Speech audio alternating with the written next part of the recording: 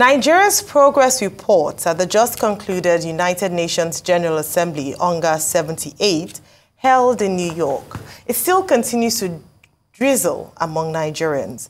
At the general meeting, the Minister of Women Affairs, Uju Kennedy-Ohanenye, says the Nigerian government is committed to ending child marriage and other gender-based societal ills through the use of data and accelerated action in partial fulfillment of the Sustainable Development Goals. She highlighted recent legal reforms aimed at addressing child marriage in Nigeria, which include the Child Rights Act, domesticated in 35 states, and the FCT, adding that an amendment is ongoing at the National Assembly to push for stiffer penalties for defaulters. Since her inception as Minister of Women Affairs, she has hit the ground running with visitations and project establishments in different parts of the country. Joining us now on the morning show as we take a look at the progress report of the Women Affairs Ministry in Nigeria is Uju Kennedy-Ohanenye, Nigeria's Minister of Women Affairs. Good morning and welcome to the morning show. Good morning. Morning, Thank Honorable you. Minister. It's good to see you. Well, I can see from reports... It's very good to see you too. From reports sent to me by one of your people, Emperor Fumata, that you attended Business Forum. You know, you talked about how to help Nigerian women to access U.S. markets and all of that. But there is an unresolved matter that I personally would like to talk about. Okay. We've been looking for you. Now, the last time we discussed you on this program, Thank you. You were reported as having told, you know, an audience, a certain audience, that you wanted school children, you know, to be involved in the production of sanitary pads, pencils, and maybe not go to school on Fridays so that children can be involved in industrial production. And we criticized you heavily. I personally did. I said, no, that's a misplacement of priority. Something that government cannot do. You are saying we should use our children's time to go and use them to be producing, when government itself has not been able to do exactly the same. Are you guilty as charged? Let's discharge that first before we begin to talk about your trip to New York. Thank you. Am I free to start talking now? Yes, please go ahead. Are you done? Are you done with the question? Yes, yes. Okay. Mr. Bati, it's just, I don't know how to explain it, but you actually misunderstood me, seriously. I have been saying this over and over again in different stations, everywhere, even to the donors, I've been saying it. I said I want my women empowered. I don't want handouts anymore. There have been so much handouts, and at the end of the day, the women end up with nothing. Poverty is increasing. Even every other thing they have been fighting, including female genital mutilation, has increased from 5 states to 9 states. So what I said is, even for the out-of-school children, if you want to curb it, if you want it to come down seriously, there's no other way you can do it by, rather than empowering their mothers and equally teaching these children skills. By teaching them skills, you are getting them ready to be able to face the world and have a voice. Because when they have skill, they can fend for themselves as soon as they leave secondary school, and up to 18 years, they have something to do. They could equally train themselves in the university. So what I meant from what I said, that you misunderstood, and I should have expected you to understand it better than every other person. You've been in this particular field you are for quite a while. I said, instead of doing these things for nothing, put it in those schools, and the professionals will be there to run it. While Fridays, the students will be given opportunity to go into that same factory and learn how to produce those things. Unfortunately, there's a school already doing that. There's a school in Gariki that I went to. It's part of the video that you have there. And in that school, they have all these equipment. And the people managing those equipment are producing those things to the extent that they produce even the children's school tables and chairs. They produce so many things. I went there and it was amazing. I couldn't believe it. And that was exactly what I said and what I meant. I said, let's put these things, instead of leaving that thing idle in the schools, let the people managing the factories be producing those things. Let me tell you, Mr. Abati, so for a while now, they go to schools, different schools once in a while, to give them sanitary pads. How can that be sustainable? That is the handout I don't want for my women anymore. They give them sanitary pads. Okay, you give this school this month. By the time it gets to that school again, that is if it ever gets to them, it takes like another 1 year. How will that child sustain that same thing all this while that you've not been giving the person? So I am going to invent those. I'm going to buy these machines and put the factory in the female schools. I will scatter it around as much as I can afford, and some Nigerians will afford, to be able to meet up with the renewed hope of the president, so that the factory will be functional there. Fridays, if I'm able to get that day, in conjunction with the Minister for Education and the president, the children will have it free to learn how to produce those things. And by the time they leave school, they must have gotten a skill, especially those that are interested in that particular one. And that is not the only thing I'm going to put there. I will put some other things. And I equally spoke about toothpick. And some of you were saying, Baristuju is telling our children to go and start producing toothpick. Abati, are we not supposed to be ashamed of ourselves that till date, Nigeria is importing toothpick? We have wood. We have everything it takes to produce toothpick. And that is a necessity. That is the best business anybody can do. And you make so much money from little investment. Okay. And people are saying, why are you telling them to be making toothpicks in Nigeria? Why wouldn't I say that? Cotton board, we're importing from China. Barrister. Everything here. We have cotton. We have wood.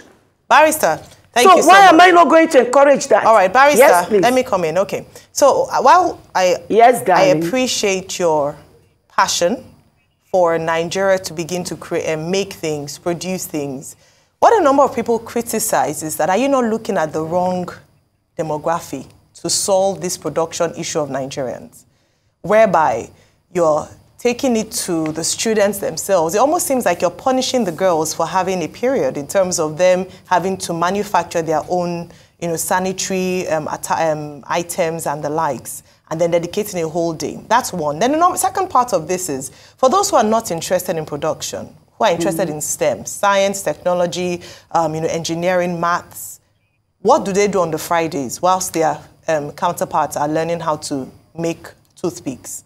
Are you saying that it's going to be compulsory so that everybody... Because what I understand here is that rather than addressing an issue for jobless Nigerians, number of unemployed youths in Nigeria, you're asking children whom you should encourage to go to school and learn, because we have an education challenge in the nation. You're asking them to go and... That's the issue here. It's not your good, the good intention to tackle the issue of production. Then the second question I'd like you to address, since you're responding to statements that have been controversial, is what happened with the Unical? What's the update on that? I mean, excuse me, can I answer this one first? Yes, madam. I just want to ask. Hold on, because you're rebuked. Because if you jungle the two questions, I won't be able to give you the correct answers. Please. Okay. Let me first take the first one that you asked. All right. Then I'll come to the Unical. Talk about this. Okay. I never said it would be only these things, because if you go to all these schools, they have places they produce. They have the ones that are plumbers in the making, they have the mechanics in the making, they have traders in the making, they have all these things in technical schools. That is what I'm talking about. I'm referring to almost all the vocational that will be helpful to these children. They equally have ICT, that place. So I was not talking, I just used a few as an example, and I was totally misunderstood. So I was talking about vocation, totally. Okay. Not, I only mentioned few as an example. And I equally went ahead to mention of empowerment on women generally. That is what I am in charge of, women and children. And I said, instead of giving our women money, which is a handout, let us equally introduce them in anything they can do, depending on the area where they belong.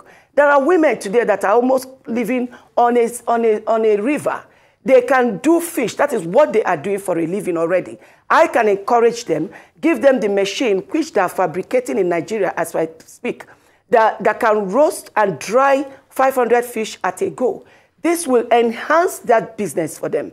And I equally made it possible for them to be able to have people who will help them in marketing this product. So I am talking about empowerment generally. I'm preparing the children for future empowerment and employment. Where will the funding come for this project? The misunderstanding there. Where will the funding come for this project? How do you hope to fund? Yes. How do you hope to fund this project?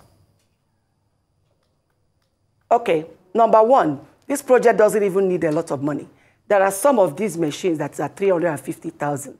No matter the little money I'm giving in that my ministry, I will be able to use it and achieve a lot. Then if you go to the acquisition centers of Ministry of Women Affairs, we have machines already across the 774 local governments. So what do? All I need is to enhance it, bring in a more recent machines to mix up with the older ones, and they'll start producing things that are good enough to be exported and be worn in Nigeria. That's all. It's just about plan. Okay. I don't need so much money to achieve all this. I'm sorry. Obviously. And they're being fabricated in Nigeria, most of it. Okay, so what's the cost of the project? That's what she was trying to ask before I asked my main question. What's the total cost of all of this empowerment project? Give me in Naira terms, based on your planning. It all depends. No, it doesn't depend. Minister, it doesn't depend. What's the cost of the project? If you have planned it, you should have the cost. What's the cost? Give me the number. The total budget I planned for everything is about 64 billion. Okay, 64 billion total naira. Budget. Okay. So that means you need to get 64 billion naira for this. And it is inclusive of a lot of other things I could still mention to you. Okay. If you give me the time. Okay. You also, maybe at some point, you can also tell us how you're going to get this 64 billion. But let's talk about this Unical scandal, where you called students that there were allegations against, against a certain Unical. Anyway, you've apologized for it. But the thrust of the matter is the call you made. Can you tell us more about all of this, please? Okay. Number one, let me start by telling you, Rufai, it's good to meet you. I've actually been looking forward to this. Number one is I stand with my women. I stand with the girls. And it is my duty to protect them, protect their secrecy. I'm not supposed to come out here and start saying so many things. I just want you to realize that I start with my women. I stand with my women.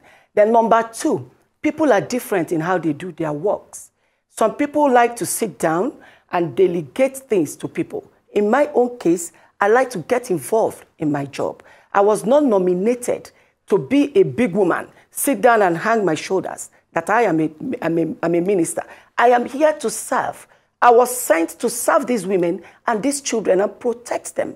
And that is why I took it upon myself to make the calls myself. And it's not everything. Forget what you see on social media. But madam, you first denied the call. Maybe you didn't read my statement well. Madam, I read your statement How can I deny the calls? No, you first, hang on a minute. You first denied the call and said it was not you. Even after Truecaller brought out your number, you first said it was a wrong number. Those were the statements alluded here. And afterwards, when the heat was much, you went out there to apologize. And also in your conversation, you said you had recorded their calls and you had asked them that hope they are telling the truth, or so that it's not going to be a case that they're going to change things. So what really went wrong? And we need clarity as regards that matter, because you're a minister and you're also a lawyer, and you know the evidence of all of these things going on. I am sorry, please. I have never, ever denied the call. Why should I do that? I even came out on a video to repeat the same thing. And for the interest of the girls, I needed to talk to them. I actually wanted to invite them over. I don't want to go into all this, but the point is that I never, ever denied the call. How can I deny the call when there's a video where I said the same thing? How could I deny it?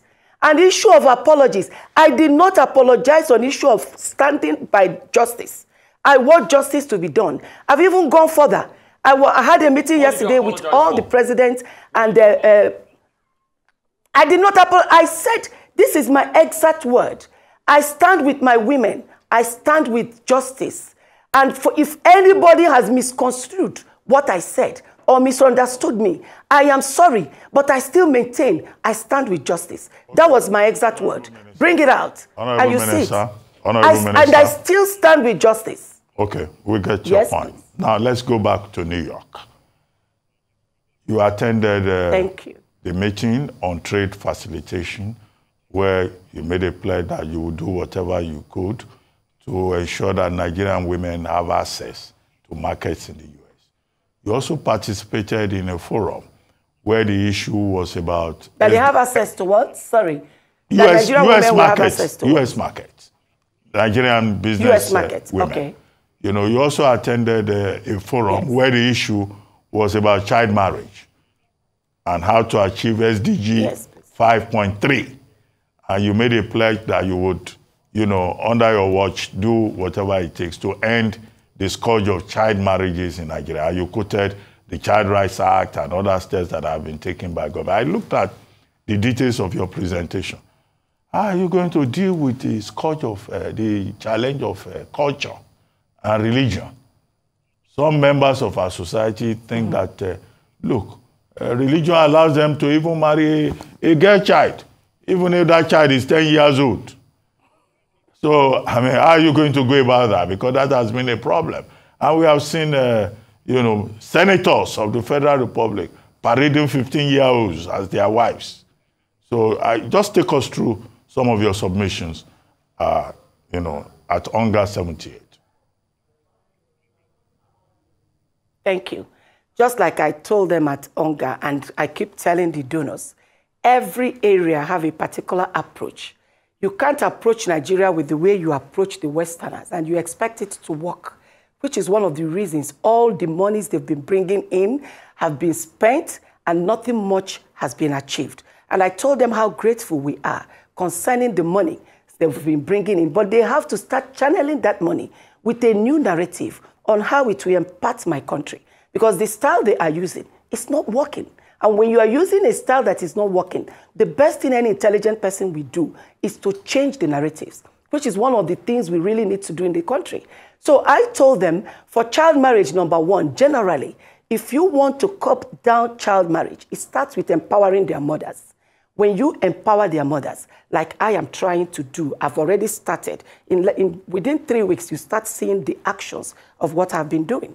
So if you empower their mothers, and that builds their self-confidence, and when their self-confidence is built, they will be able to stand firmly and defend their daughters. And if you encourage the girl to learn vocation, it depends on what that girl wants. Everybody has a choice of what kind of project or anything you want to get involved in, any acquisition you want to get involved in. If you equally empower that child with skills, that will equally build the confidence of that child to be able to stand firmly and say, no, I am not ready to marry now. Most of the families that get married, that marry off their children on time, is poverty. Look at them. How many rich children are married off at 15 years? So if we are able to contain poverty and empower these people, it will go a long way, both north and south. Then again, issue of advocacy, the way you talk to Northerners and get them to understand what you are saying and do it. They're human beings. Everybody has a friend. Everybody, there's a way you can approach anybody and you'll be able to get to the conscience of that person. And the person will start having a rethink. So they should be handled differently. Just like female genital mutilation is still the same within the same child law. There are ways to approach them. And we're already on it. And I'm assuring you, by the time we get what we need from the federal government to be able to equip us, especially on the rule of law, after that we'll now move forward to empowering them. Then we go into sensitization. And the sensitization we want to do now, we follow each area in the manner they will understand it. If it is in your language and you don't have a lot of people that are wealthy, they don't have, which are the people we are targeting. So we are introducing the town criers. These town criers, we move around in the village within the time they've all settled in and speak to them in the language they understand. But can you do this without rule of law? No. Can you do this without empowering them? No. Because if these three things are not there, ready, how do you achieve that? All right. Barrister, thank you so much for your time today. We have just about a minute or two, but I want to ask you a question.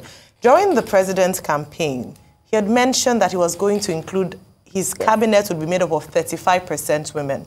Currently, he has only 19%. That is almost half of what he had, more than half, a little over half of what he had promised. What would you do to champion more women in governance, to support the president, to actualize in his campaign promises? And what policies would you put in place to ensure that not only do women get a seat at the table, but there's a space for them consistently? Just to touch on how you hope to get more women in government. My dear sister, when it comes to President Bola Ahmed Tinubu, believe me, I don't need to do anything, because you will see for yourself by the time he finishes with appointments. You will be so shocked. This is a woman. He's he for she. He doesn't joke with smart women that can deliver to the most important thing to this, our president, is how he will move Nigeria to a different position altogether. When I mean position, that America will be a child's play. That is what this man is targeting. So he doesn't need anybody to tell him what to do. He knows, and that is what he wishes to do. So let's calm down. Let him finish his appointment. Even as we speak, so many SAs, SSAs that he appointed, majority of them are women. So more are yet to come. Just calm down. We'll give him time, and you will see. Well, on that note, we would like to thank you very much, Minister of Women Affairs, Uju Kennedy Ohaneye, for joining us on The Morning Show. Thank you very much.